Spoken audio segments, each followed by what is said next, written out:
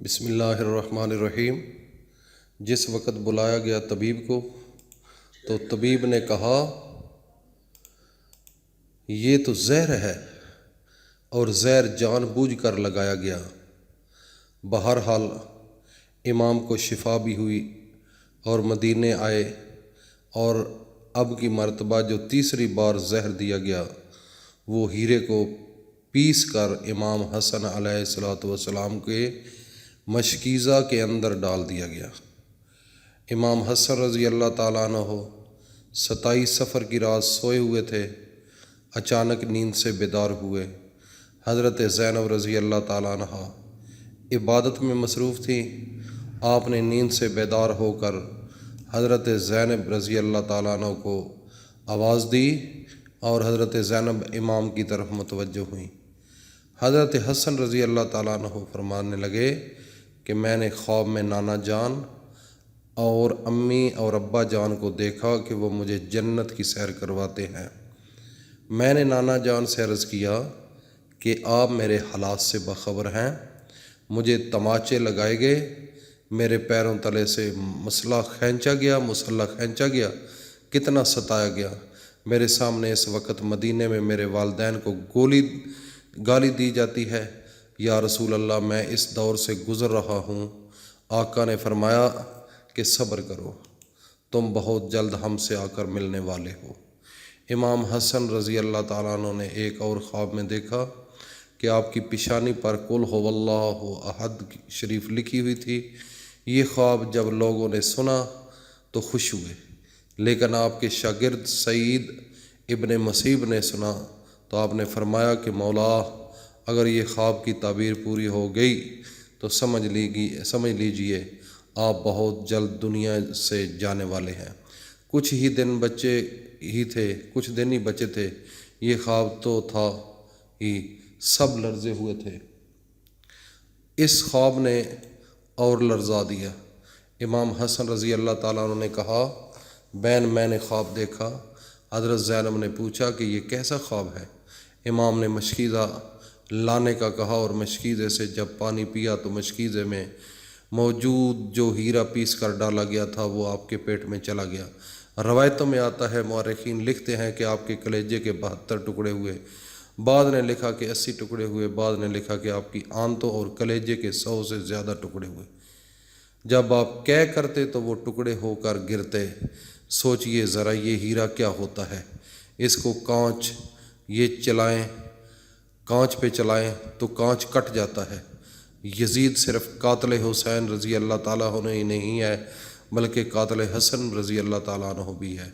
اس پر تو سب اتفاق کرتے ہیں کہ سازش یزید کی تھی، لیکن زہر دیا تھا کسی نے، اس پر تاریخ خاموش ہے۔ حضرت امام حسن رضی اللہ تعالیٰ عنہ، حضرت مولانا حسن بریلوی نے ایک عورت کا نام لکھا ہے، لیکن مفتی جلال الدین پر اس پر خاموشی کا حکم دیا۔ مورخین اس میں اتنے الجھے ہوئے ہیں کہ کوئی واضح موقف پیش نہیں کیا جاتا، لیکن پڑھے لکھے لوگ ہیں، ان کے لیے ایک بات ہے کہ زہر دینے والا کون ہے۔ جس وقت ٹکڑے ہو کر گرنے لگے تو امام نے حضرت حسین رضی اللہ تعالیٰ عنہ کو بلانے کا حکم دیا تاکہ کچھ نصیحت کر دو۔ حضرت حسین رضی اللہ تعالیٰ عنہ آئے اور حالت دے کر گلے مل کر خوب روئے۔ بھائی بتاؤ، آپ کو زہر کس نے دیا؟ اس لیے کہ سید الصابرین کا نواسہ ہے۔ بھائی مجھے جس پر شک ہے، اگر وہی ہے تو اللہ تعالیٰ بہترین انتقام لینے والا ہے، اور شک کی بنیاد پر کسی کو قتل نہیں کیا جا سکتا، کیونکہ میں نام لوں گا تو تم قتل کرو گے، اور شک کی بنا پر کسی کو قتل نہیں کیا جا سکتا۔ اللہ تعالیٰ بہترین انتقام لینے والا ہے اور بہترین انتقال بھی لینے والا ہے۔ جب حضرت امام حسن رضی اللہ تعالیٰ عنہ نے امام حسین کو نہیں بتایا کہ قاتل کون ہے تو حتمی طور پر کسی کے بارے میں یہ فیصلہ کر دینا کہ فلاں قاتل ہے، میں سمجھتا ہوں کہ یہ زیادہ مناسب نظر نہیں آتا۔ بہرحال جب صبح ہوئی اور لوگ جمع ہونے لگے تو اس وقت امام حسن نے کہا، حسین میرا چہرہ کیسے نظر آ رہا ہے؟ امام حسین رضی اللہ تعالیٰ نے روتے ہوئے فرمایا، آپ کا چہرہ ہرا ہو گیا۔ مسکرا کر کہا، اس تکلیف میں مسکرایا ہے۔ حسن، جس تکلیف میں لوگ ساری خوشیاں لوگوں کی چھین جاتی ہیں، حسن مجتبیٰ نے جب سنا کہ میرا چہرہ ہرا ہو گیا تو فرمایا حسین یاد ہے نانا کی حدیث معراج مکمل ہو گئی ہے۔ لوگوں نے پوچھا حدیث معراج کیا ہے؟ فرمایا جب میرے حضور معراج پر گئے تھے اور ہماری پیدائش بھی نہیں ہوئی تھی تو نانا معراج پر جنت کی سیر کر رہے تھے تو جنت میں 2 محل دیکھے، ایک ہرا تھا اور ایک لال تھا۔ اس وقت رضوان جنت نے کہا یا رسول اللہ صلی اللہ علیہ وسلم جاتے جاتے اپنے شہزادوں کے محل بھی دیکھ لیجئے جن سے پوری جنت کا حسن دوبالا ہوتا ہے۔ حضور صلی اللہ علیہ وآلہ وسلم نے فرمایا یہ اللہ اکبر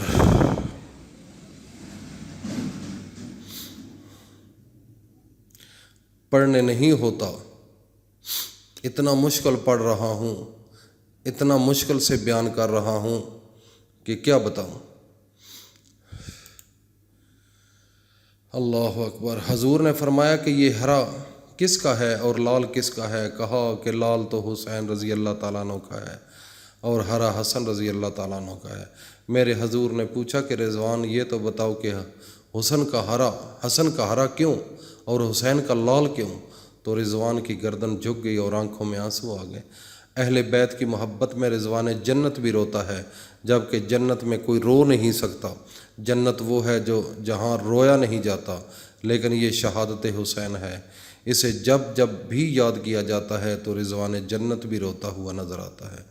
رضوان کی عرض کرنے کی ہمت نہ ہوئی۔ حضرت جبرائیل علیہ السلام آئے اور عرض کیا یا رسول اللہ میں بتاتا ہوں، اللہ کے حکم سے یہ ہرا اس لیے ہے کہ حضرت حسن رضی اللہ تعالیٰ عنہ کو زہر دیا جائے گا اور ان کا چہرہ اور جسم ہرا ہو جائے گا، اور حضرت حسین رضی اللہ تعالیٰ عنہ کو کربلا میں شہید کیا جائے گا اور شہادت کی وجہ سے خون سے سارا جسم لال ہو جائے گا۔ اس لیے حسن کا ہرا اور حسین کا لال محل ہے۔ دیکھا حضور کی یہ حدیث معراج پوری ہو رہی ہے۔ اس کے بعد حضرت حسن رضی اللہ تعالیٰ عنہ نے لوگوں کو جانے کا حکم دیا اور گھر والوں کو ٹھہرنے کا کہا۔ اس وقت مولا حسین کے 3 یا 4 بیٹے تھے۔ ان بیٹوں میں ایک بڑا بیٹا تھا جس کی عمر صرف 7 سال تھی۔ وہ بڑا خوبصورت تھا اور نام قاسم تھا اور ماں کا نام فروا تھا۔ فروا قاسم کے سر پر ہاتھ پھیرتی اور اپنے شوہر کی طرف دیکھتی گویا ان کے سامنے اپنی بیوی گھوم رہی تھی۔ ہائے بیوقی، ہائے بے کسی، ہائے بے بسی، لیکن زبان سے کچھ کہہ نہ سکتی تھی۔ جب سب لوگ چلے گئے حتیٰ کہ کوئی نہ بچا تو حضرت حسن رضی اللہ تعالیٰ عنہ نے اپنے بازو پر بندے تعویذ کو کھولنے کا حکم فروا کو دیا۔ تعویذ کھولا اور کھول کر حضرت حسن نے کہا میرے بیٹے قاسم کو میرے پاس لاؤ۔ اپنے ہاتھوں سے وہ تعویذ بیٹے کے بازو پر باندھ دیا اور فرمایا بیٹا ایک وقت آئے گا جب تو شدید مصیبت میں گرفتار ہو جائے گا، اس وقت یہ تعویذ کھول کر دیکھ لینا۔ اس کے بعد حضرت حسین رضی اللہ تعالیٰ عنہ کو بلا کر وصیت کی اور کہا حسین صبر سے کام لینا اور میری تمنا ہے کہ جس وقت میرا جنازہ اٹھے تو مجھے نانا کے قدموں میں دفن کر دینا، میں نانا کے قدموں میں دفن ہونا چاہتا ہوں۔ امام عالی مقام 28 صفر کو ایک روایت کے مطابق، 29 صفر کو اور ایک روایت کے مطابق 5 ربیع الاول کو شہید ہوئے۔ اس طرح سے آپ کا پورا جسم ہرا ہو چکا تھا اور اندر کی آنتوں کے ٹکڑے قے کی صورت میں باہر گرے ہوئے تھے۔ حضرت حسن رضی اللہ تعالیٰ عنہ کی شہادت ہوئی تو آپ کی تجہیز و تدفین کے لیے جنازہ اٹھایا گیا، لیکن یہ بھی تاریخ کا بدترین باب ہے کہ جب جنازہ باہر لے کر آئے اور حضور کے روضے مبارک میں حضرت امام حسن رضی اللہ تعالیٰ عنہ کو دفن کرنا چاہتے تھے تو بنو امیہ کے وہ غلیظ جسے دنیا مروان کہتی ہے بدترین آدمی جس پر میرے آقا نے لعنت کی تھی، اس نے کہا کہ میں ان کو دفن نہیں ہونے دوں گا۔ امام حسین رضی اللہ تعالیٰ عنہ نے کہا میرے بھائی کی وصیت ہے کہ میں دفن کروں گا جہاں تک مورخین نے لکھا ہے اس ظالم نے کمان سے تیر نکالا اور حضرت امام حسن رضی اللہ تعالیٰ عنہ کے لاشیں پر چلانا شروع کیا۔ ایک بندہ جو شہید ہو چکا ہے، لوگ کہتے ہیں کہ مروان کو یزید کو اتنا برا نہ کہا، ہاں اس لیے انہوں نے کیا یہ کیا ہے، مرے ہوئے انسان کا تو دشمن بھی احترام کرتا ہے۔ اللہ اکبر۔ مروان کیسا ظالم تھا، نانا کے قدموں میں نواسے کو لے جا رہے ہیں تو تلوار سے جنازہ روک لیا اور جنازے پر تیر چلانا شروع کر دیا۔ بعض روایتیں یہاں تک آتی ہیں جنازہ حسن پر تیر چلائے۔ حضرت زینب رضی اللہ تعالیٰ عنہ نے کہا فاطمہ کے 2 بیٹوں کے جنازے میں نے دیکھے ہیں، حسن کو تو 2 بار کفن ملا، حسین کو تو 1 بار بھی کفن نہ ملا۔ لوگوں نے کہا کہ حسن کو 2 بار کفن کیسے ملا؟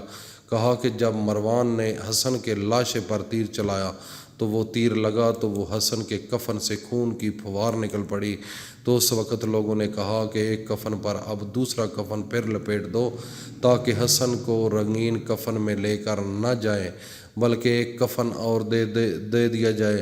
یہ بھی حضرت حسن رضی اللہ تعالیٰ عنہ کی کرامت ہے کہ وصال کے بعد بھی تیر لگا تو آپ کے جسم سے خون نکلا۔ کسی نے امام حسین رضی اللہ تعالیٰ عنہ سے کہا شہزادہ حسن رضی اللہ تعالیٰ عنہ کی یہ وصیت تھی کہ مجھے حضور کے قدموں میں دفن کیجیے، لیکن انہوں نے یہ بھی تو کہا کہ اگر مروان آڑے آئے تو مجھے امی جان کے قدموں میں دفن کر دینا، آپ اس پر بھی عمل کر سکتے ہیں۔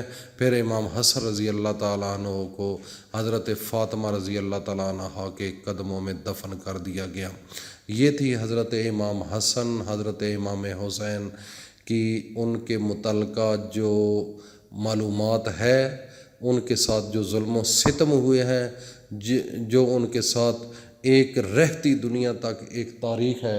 اللہ پاک ہم سب کا حامی و ناصر ہو، اللہ پاک اس پر عمل کی توفیق عطا فرمائے، ان کو اصال ثواب پہنچایا جائے۔ آخر دعوانا الحمدللہ رب العالمین۔ السلام علیکم ورحمۃ اللہ۔